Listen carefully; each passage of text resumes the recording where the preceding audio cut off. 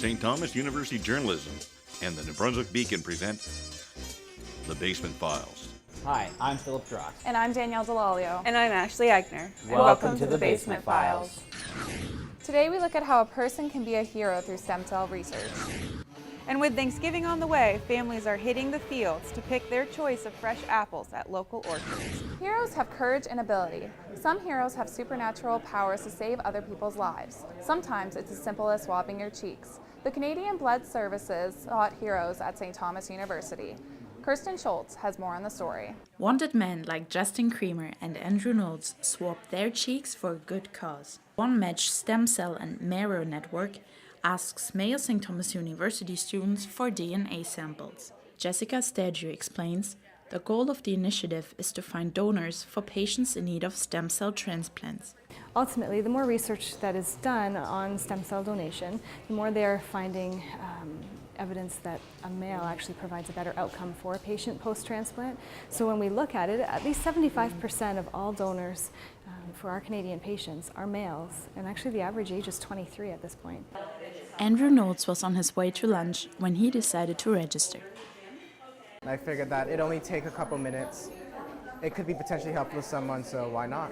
Every volunteer needs to fill out a consent form that asks for health issues and ethnical background. One Match focuses on finding donors from diverse ethnic communities, since Canada's population becomes more multicultural. The swabs are sent to Ontario, where a DNA test determines the donor's HLI type, the information needed to match volunteer and patient. It's not about numbers, it's about quality over quantity. So we want those committed donors, specifically those young males that say, hey, you know what?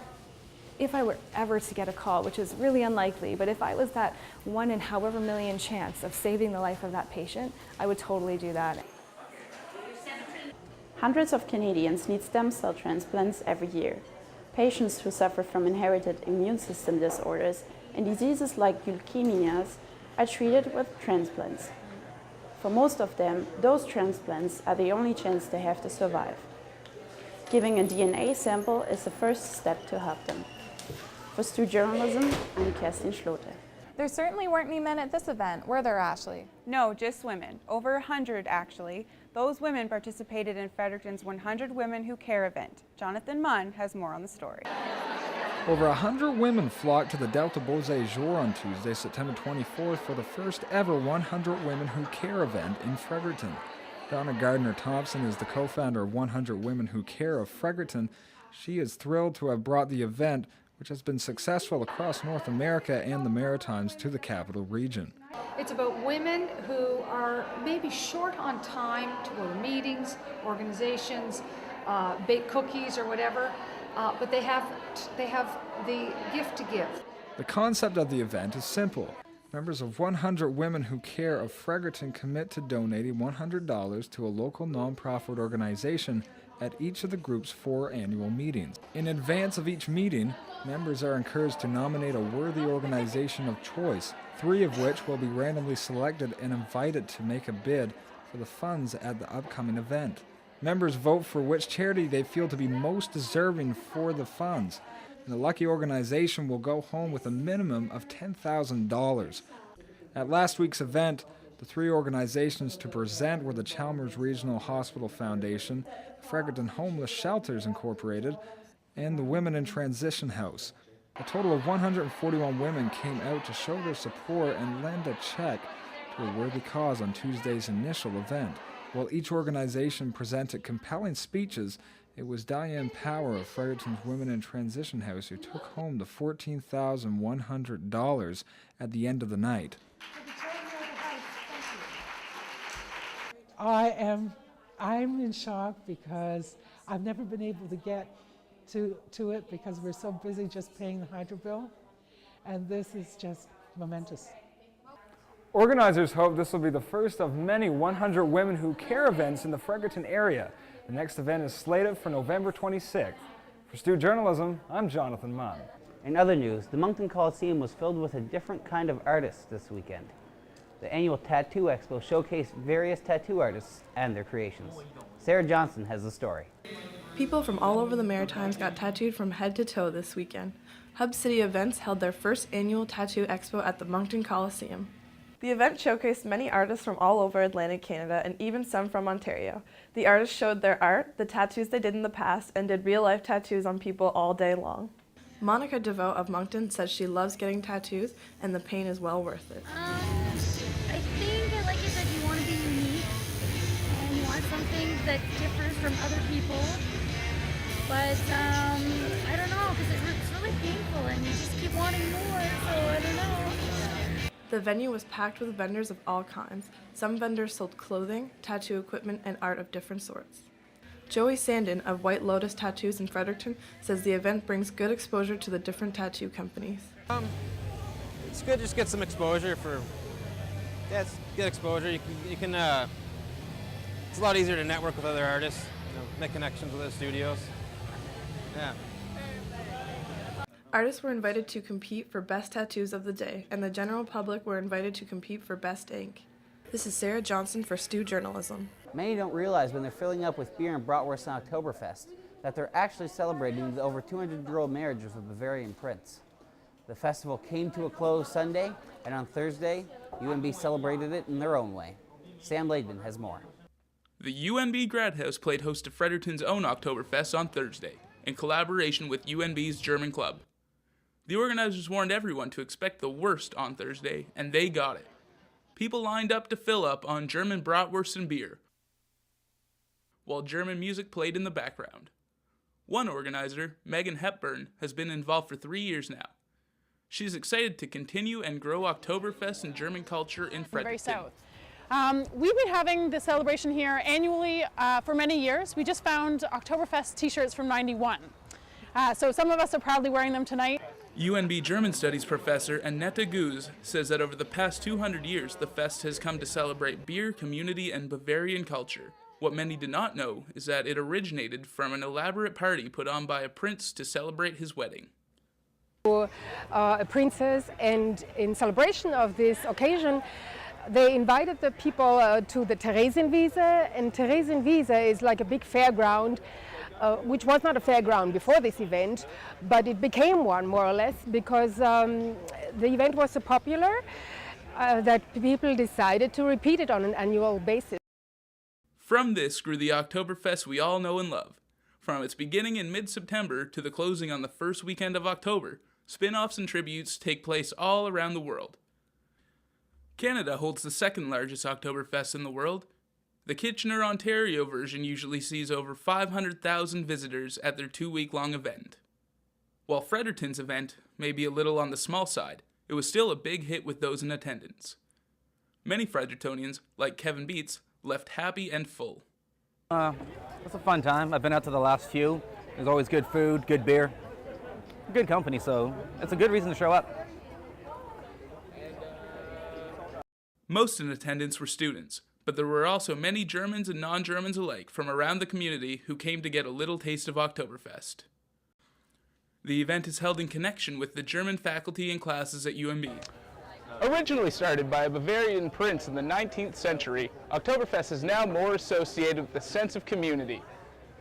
Overdressed at Oktoberfest, for St. Thomas Journalism, this is Sam Laidman. Still ahead, a new twist on an old sport. A local golf course has found a way to interest more than just golfers. My name's Philip Lee. I teach in the journalism program at St. Thomas. At St. Thomas, we combine journalism and liberal arts. So students graduate with a Bachelor of Arts with a major in journalism. And we're trying to prepare students for journalism in the multimedia age. And so one of the ways that we do that is we try to make sure that all of our students are able to work comfortably in print, in radio, telling stories with sound, with video production. And one of the ways that we do that is here in this facility, which is at the CBC Broadcast Center in Fredericton. It's about a 10-minute walk from campus. Students have access to this state-of-the-art newsroom atmosphere 7 days a week. So they come in here, they produce their stories, and then publish their stories, broadcast their stories on their own website. So they're able to actually do professional journalism as they come through St. Thomas.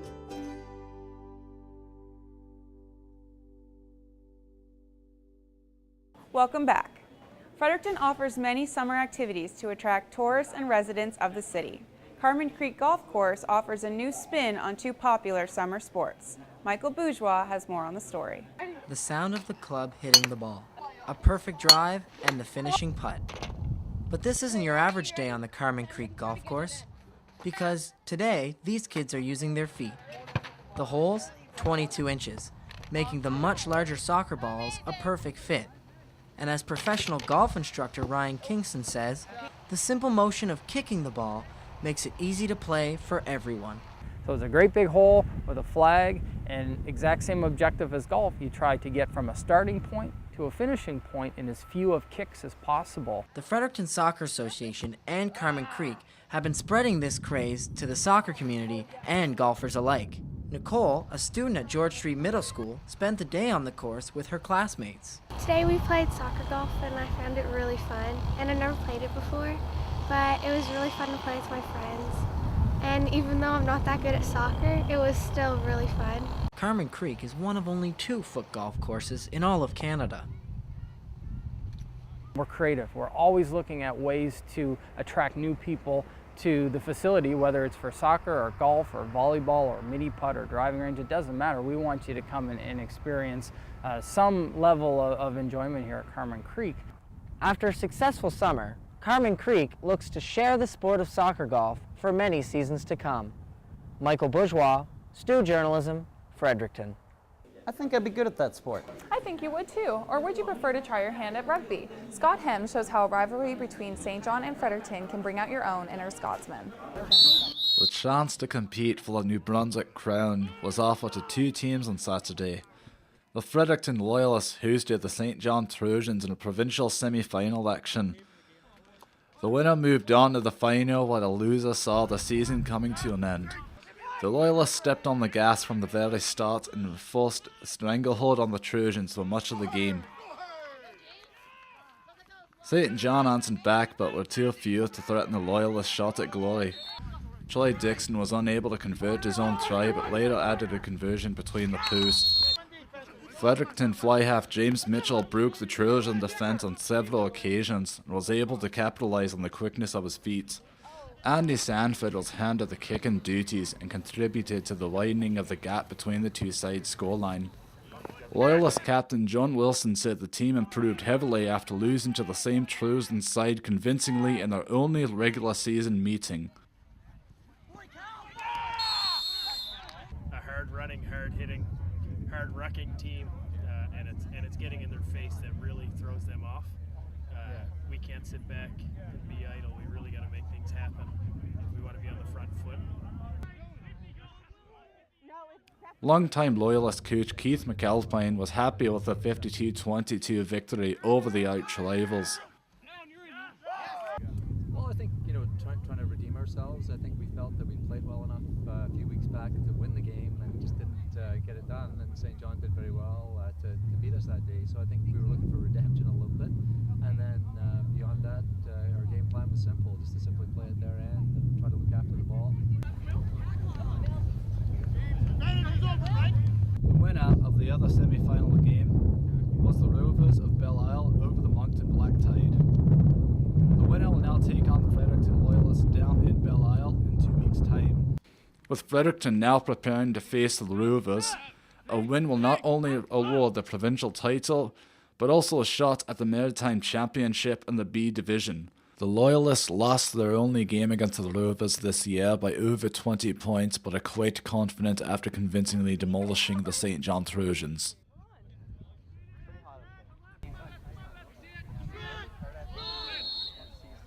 Well, Stu Journalism, I'm Scott Hems. The Eric Garland and Helen Campbell basketball tournament tipped off this weekend at the Curry Center, marking the start of basketball season at UMB. The tournament is a staple in the basketball community, drawing in fans from around the area. UMB lost their first game against Ottawa, but came back and beat Laval 85-80 and then went on to beat St. FX 82-65. The UMB women didn't do as well, losing their first 2 games, but then redeeming themselves by winning their last game with a thrilling overtime win. It's more than just cake and games for Moksha Yoga Studio. They're celebrating their first full year of being in business with free classes and demos. Nicole Monroe has the story. 4, 3, 2, 1. Yoga is becoming more trendy now than ever, and Moksha Yoga has put their own twist on it. October 1st marks the 1-year anniversary of Moksha Fredericton, and they know how to celebrate. Moksha Yoga is literally a form of release. Instructor Brittany O'Sullivan invites and explains to newcomers upcoming yoga opportunities. All of our classes are free today, so anyone who wants to come out and try it can try it. We also are going to be offering bar classes coming up October 15th. So we had 2 free demos, kind of just going through what a bar class is. From hot yoga to yang yin, this new studio offers something for everyone. Hot yoga is proven to be the most successful class, and it showed on their first birthday with classes reaching full capacity, causing some to be turned away. Classes are open to people of all ages. Owner Kelly McDonald expresses the good vibe that Moksha Yoga brings to the community. We really love what we do. We spread that to our students and into our studios. And I mean, I have so many people say that when they walk in here, they just feel so at home and happy and it's energetic. And yeah, we kind of have a non-judgment zone. After a long, hot class, yogis are sweaty yet refreshed and ready to take on their day. Throughout the past year, Moksha Yoga has not only grown as a business, but also in the community. Yogis are thankful for the time they get to focus on their inner selves. For Student Journalism, I'm Nicole Monroe. The Garrison Ale House will be reopening soon, but with a few changes. After Thanksgiving, the Garrison will finally be open to the public again, but with a new location on King Street. Due to a lawsuit from the original building owner, it will also have a new name. The Ale House on King Street hopes to bring back all of its original and loyal guests despite the new changes. The Ale House has risen from the ashes of a fire that caused it to be indefinitely closed in late 2012. The fire's cause is still unknown. An opportunity for young entrepreneurs is now available with the new company Planet Hatch. The program guides them through the stressful process of starting a business. Jacqueline Gallant has more on the story. A brand new company is making its way into the public eye and trying to bring the community of Fredericton closer together. Planet Hatch is a knowledge-based business that focuses on providing young entrepreneurs turn their startups into successful businesses. They invited David Eisner from the Canadian Youth Business Foundation to help with a workshop organized by Executive Director Sally Ng to give entrepreneurs guidance on their financial opportunities. One of the biggest issues when it comes to startups or any business wanting to take place is that they need financing, and a lot of entrepreneurs aren't aware of what financing options are available. So this evening we had CYBF, David Eisner, who came in to introduce individuals and entrepreneurs to what CYBF has to offer. The group members that attended the workshop each have either already started their business and need assistance with the financial aspect, or have plans to one day create a startup of their own. The company is determined to help all types of entrepreneurs, no matter what kind of different business they may want to work in. Philip Curley is a young entrepreneur in Fredericton who designed an app that allows people to pay for downtown parking directly from their mobile phone. He says workshops like this absolutely help entrepreneurs with financing tips. The biggest thing that entrepreneurs lack most of the time is awareness. We just don't know what's going on around us in terms of supportive networks. Even though Planet Hatch is a new business, Ng says she and her team working for the company have high expectations for how they plan to grow their business. If we want to raise the standard of living and develop specific jobs and create more revenue within our communities, is that we need to build companies. So in order for that to happen, we have to create a very inclusive community for startups. Planet Hatch started their business only 3 weeks ago, and they're already reaching young entrepreneurs in Fredericton. Their goal is to see that everyone knows who they are and how they plan to better the community of entrepreneurship. For Stu Journalism, I'm Jacqueline Gallant. It's that time of year where apples pile up for sale at grocery stores and local markets. But the charm of picking apples is not lost. One family found this trend appealing centuries ago. Sarah Langis has more. Autumn is the season for apples. This is true for those who run public U-Pick orchards, such as the Everett family. The Everett family orchard started back in 1792, and co-owner Chuck Everett is in the 7th generation, and he has seen why people enjoy apple picking so much. It's just that reality of just picking that actual variety just seems to make their day. The orchard has about 20 different varieties of apples available for picking on their 1,000 acres. There's more to see than just apple trees at the Everetts. You can join in on a wagon tour around the property and feed some hungry horses on your way out. The Everetts often see families on a daily basis picking apples. Huguette Mullen wants to pass on this tradition to her granddaughter Claire, who loves the outdoors. When I came to New Brunswick and saw the apple orchard, I was so impressed. I just was in awe of all this. Mullen grew up in the northern part of Quebec, where she's never seen apple orchards. Since then, she's taken her children every year and now her grandchildren. Apple picking is fun for the entire family. You get to know exactly where your food is coming from by picking the apples straight off the trees. It also helps support local orchards just like this one. For Stu Journalism, I'm Sarah Langis. Thanks for watching this edition of the Basement Files. Make sure to tune in again in 2 weeks, and in the meantime, check nbbeacon.ca for the latest news. I'm Ashley Egner. I'm Danielle DeWalio. And I'm Philip Drost. Stay classy, St. Thomas.